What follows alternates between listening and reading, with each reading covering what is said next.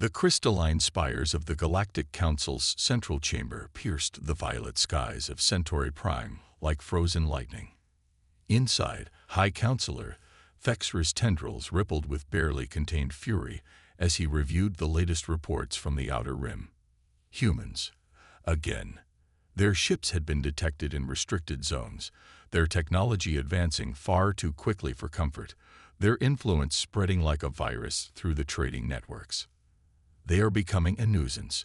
Thexra's voice resonated through the chamber, drawing nods from the assembled representatives of the galaxy's most powerful species.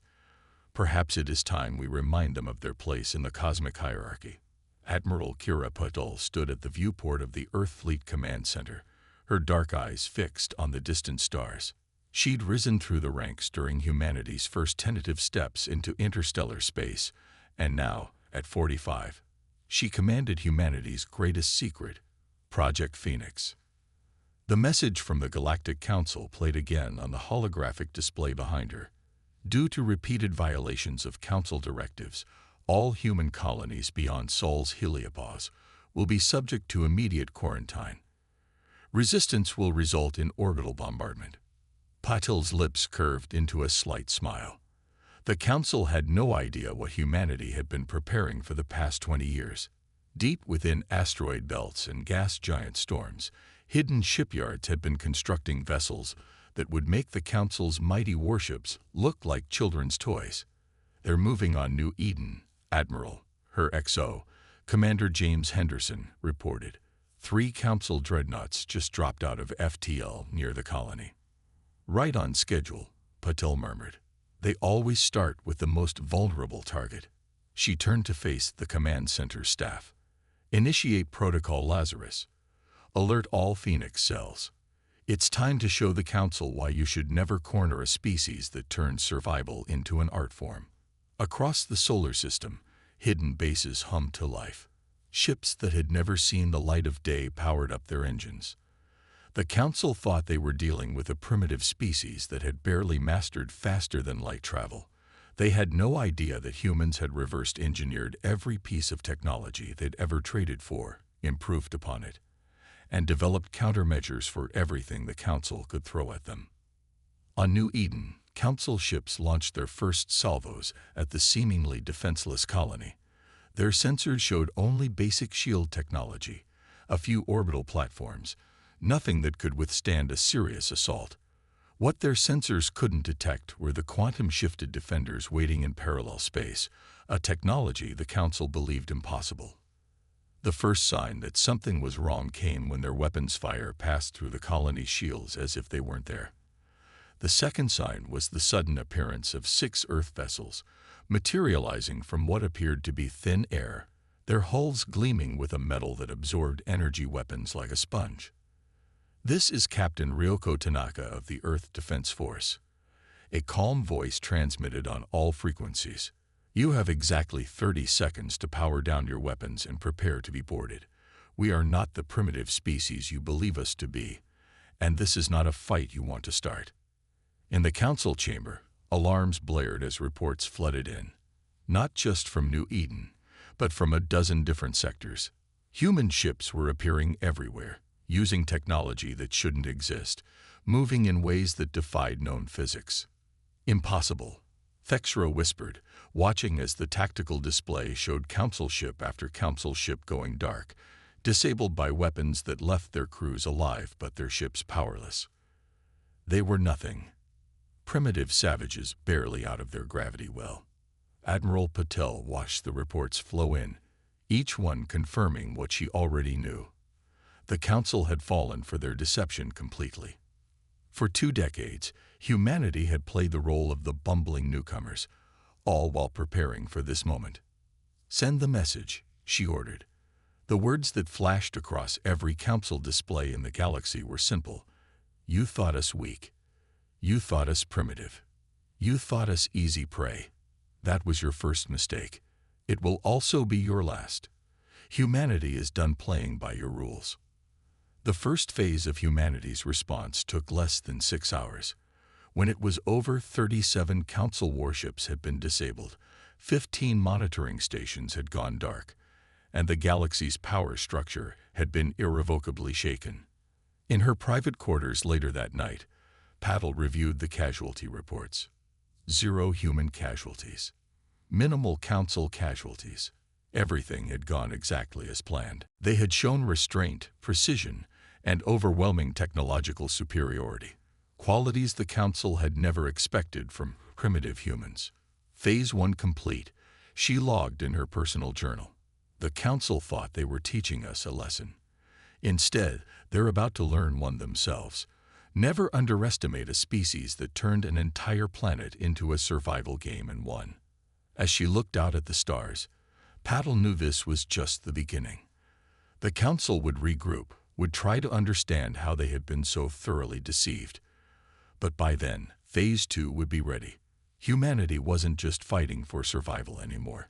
They were fighting to reshape a galaxy that had dismissed them for far too long. In the darkness of space, Earth's hidden fleets moved like ghosts between the stars, preparing for the next stage of a war that would change everything. The Council had made their choice. Now they would face the consequences of underestimating humanity's greatest strength, the ability to turn adversity into advantage, to transform weakness into power, and to never, ever give up. The Galactic Council's emergency session stretched into its 3rd day, their usual decorum shattered by waves of panic and accusation. The massive chamber, designed to showcase the Council's power and unity, now echoed with discord.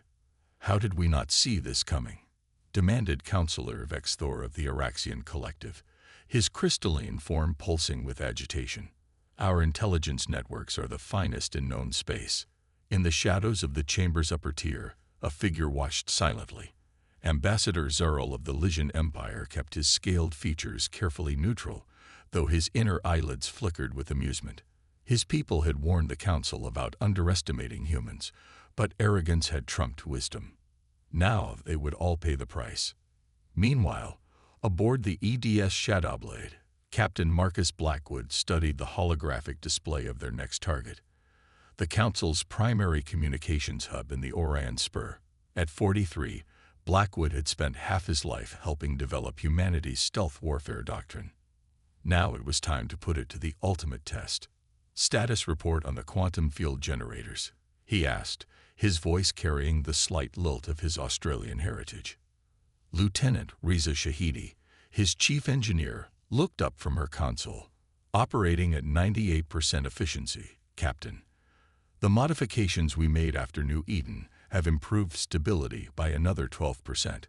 We can maintain parallel space shift for up to 72 hours now." Blackwood nodded. The ability to shift slightly out of normal spacetime had been humanity's greatest breakthrough, developed in secret after studying the wreckage of an ancient ship found buried on Mars. The Council thought they had a monopoly on advanced technology. They were wrong. "Begin Operation Blackout," he ordered. "All ships, initiate Shadow Protocol." Across 3 sectors, 15 Earth vessels shifted into parallel space, becoming invisible to conventional sensors. The Council's arrogance had given humanity decades to prepare, to develop countermeasures for every weapon and defense in their arsenal. The attack began with neither warning nor mercy. The Shadowblade and her sister ships materialized simultaneously around the communications hub, their quantum-shifted weapons bypassing shields designed to stop normal energy and kinetic attacks. "Target their transmission arrays," Blackwood commanded. "Minimal casualties, maximum disruption. Show them how precise we can be." The hub's defenses never had a chance to respond. Precisely targeted shots disabled their communications equipment, while leaving life support and artificial gravity intact. Within minutes, the most sophisticated communications relay in this sector of the galaxy fell silent. In the Council chamber, the effect was immediate. One by one, holographic displays winked out as their network collapsed. Panic turned to chaos as representatives lost contact with their homeworlds. Ambassador Zerl chose this moment to step forward, his movements deliberately slow and measured. "Perhaps," he said, his voice cutting through the chaos, "it is time we discussed the possibility that we have gravely miscalculated." Back aboard the Shadowblade, Blackwood received an encrypted transmission from Admiral Patel. Phase 2 is proceeding as planned, Captain. The Lysians have made their move. Initiate protocol sundering. Blackwood smiled.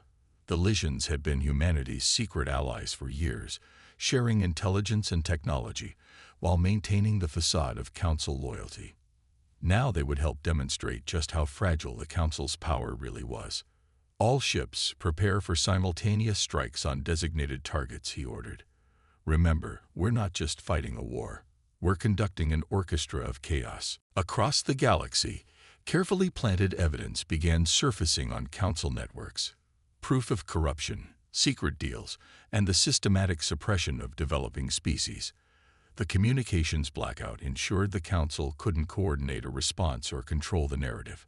Ambassador Zeril continued his address to the Council. For centuries, you have claimed to be guardians of galactic civilization. Yet you have suppressed innovation, stifled growth, and punished any species that dared to challenge your authority. Humanity saw through your facade. They prepared. And now, they are not alone. The revelation hit the Council like a physical blow. Other species had already begun pledging support to the human cause, tired of centuries of Council dominance. The carefully maintained image of Council unity was cracking. Aboard the Shadowblade, Blackwood watched as reports of successful strikes poured in. Their quantum-shifted fleet had disabled 19 major Council installations without a single casualty. But more importantly, they had shaken the Council's aura of invincibility. Send word to Admiral Patel, he ordered. Shadow Warriors phase complete. Ready to begin Phase 3. As the message was transmitted, Blackwood reflected on how far humanity had come. From being dismissed as primitive newcomers to orchestrating the most sophisticated military campaign in galactic history. The Council had never understood that humanity's greatest weapon wasn't their technology. It was their ability to unite, adapt, and overcome. In her command center, Admiral Patel received Blackwood's message with satisfaction. The Council was reeling, their communications in chaos, their authority questioned. Phase 2 had succeeded beyond their highest expectations. She opened a channel to all Earth forces. Well done, everyone. But remember, this was the easy part. Phase 3 is where we truly test our limits. The Council still has vast military resources, and a cornered enemy is always the most dangerous. As the Earth fleet regrouped in the shadows of space, the galaxy held its breath. The Council's mistake had awakened not just a sleeping giant, but an entire alliance of species ready for change. The next phase would determine whether that change would come through reform or revolution. Ambassador Zeril's words to the Council proved prophetic. You thought you were teaching humanity their place in the galaxy. Instead, they are about to teach us all what true civilization looks like. The Shadow War had succeeded. Now it was time for the real battle to begin. Deep within the crystalline spires of the Council's Intelligence Division, Diana Frost moved with practiced precision. Her cover as a low-level data analyst had taken 3 years to establish. But now it was about to pay off. To anyone monitoring her movements, she appeared to be just another bureaucrat working late, one of thousands in the vast machinery of galactic governance. Diana's true identity as Earth's most accomplished deep-cover operative was known to only a handful of people. Her mission: to expose the Council's darkest secrets from within.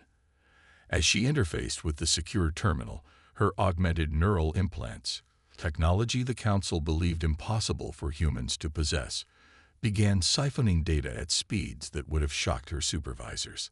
Package secured, she subvocalized, the quantum-encrypted message traveling instantly to her handler through channels undetectable by Council technology. Beginning data dissemination. Across the galaxy, carefully positioned information nodes activated. The truth about the Council's centuries of manipulation began flooding every major information network. Evidence of suppressed technologies, orchestrated conflicts, and systematic oppression of emerging species spread like wildfire. On the bridge of the ESS Nemesis, Admiral Patel reviewed the incoming data streams with grim satisfaction.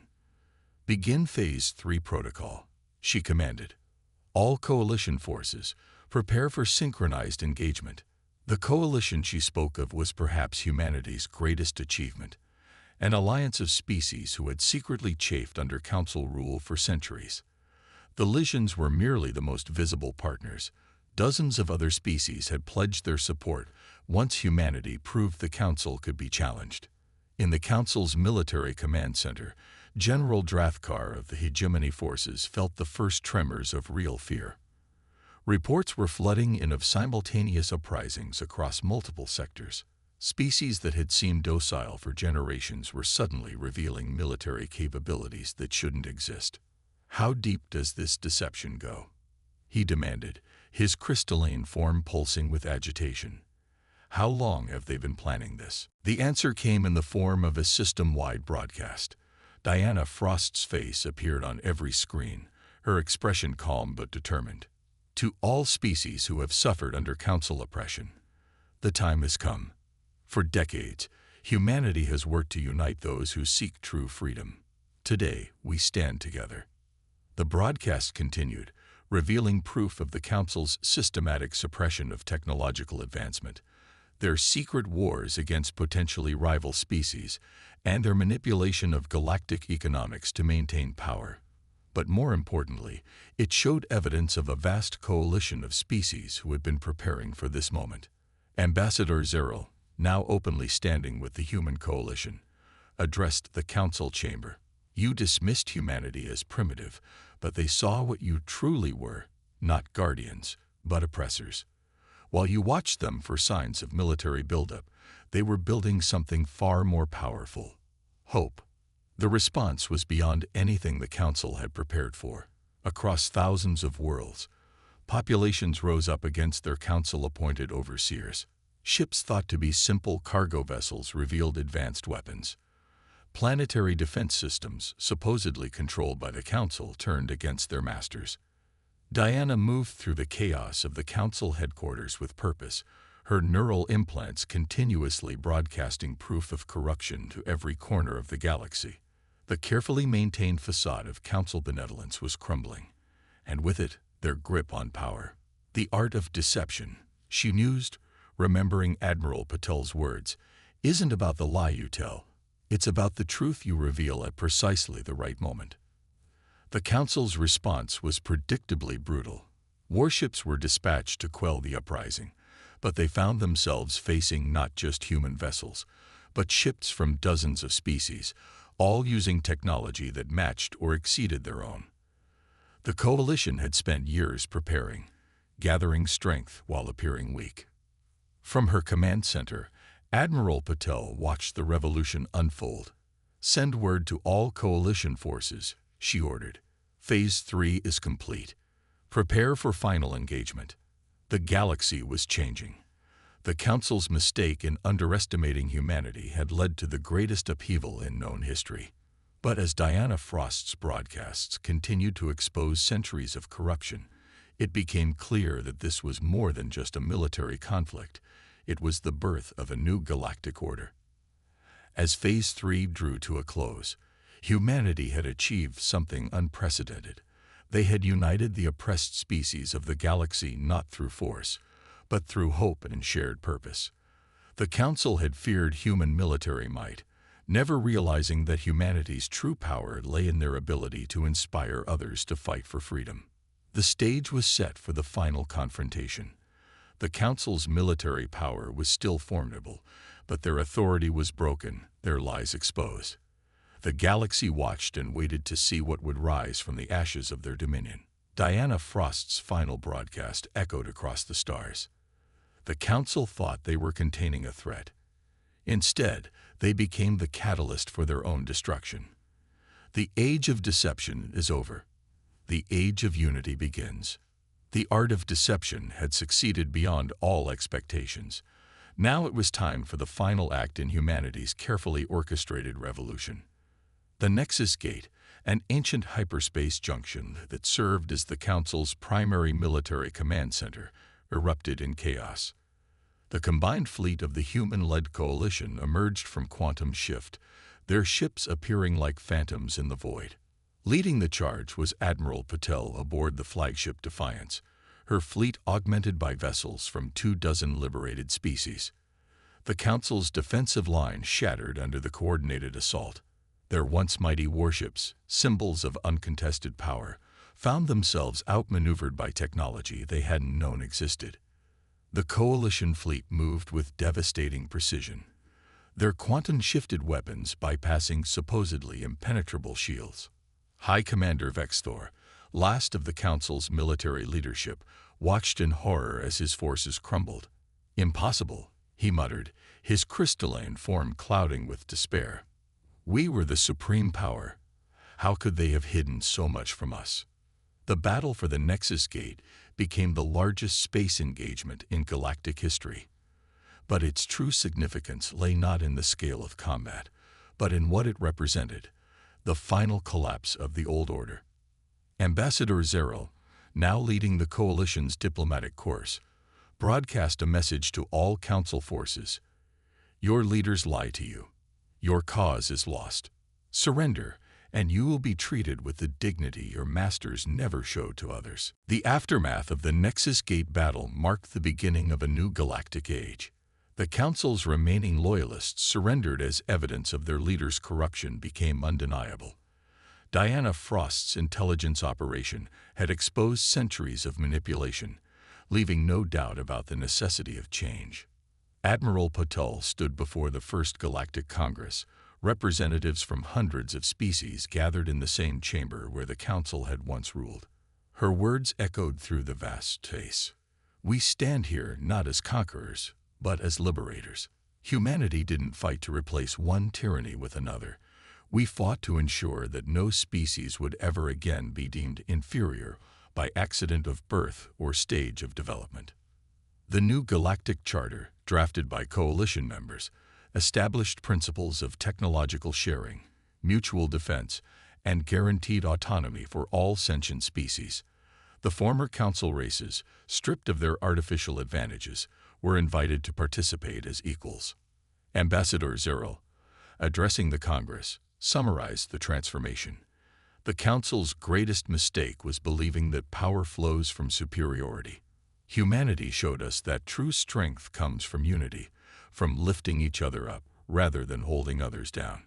Captain Blackwood's Shadow Fleet was reformed into a peacekeeping force, tasked with protecting developing civilizations rather than suppressing them. Diana Frost established the Office of Transparency, ensuring that the secrets and lies that had sustained the old Council could never take root again. As the new era dawned, humanity found itself in an unexpected position. Not rulers of the galaxy, but its guardians of freedom. Their victory had come not from overwhelming force, but from their ability to unite others in a common cause.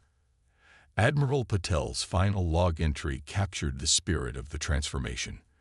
"The Council thought they were teaching us our place in the galaxy. Instead, we taught them that there are no fixed places, only the ones we choose to make for ourselves. The stars belong to all of us now."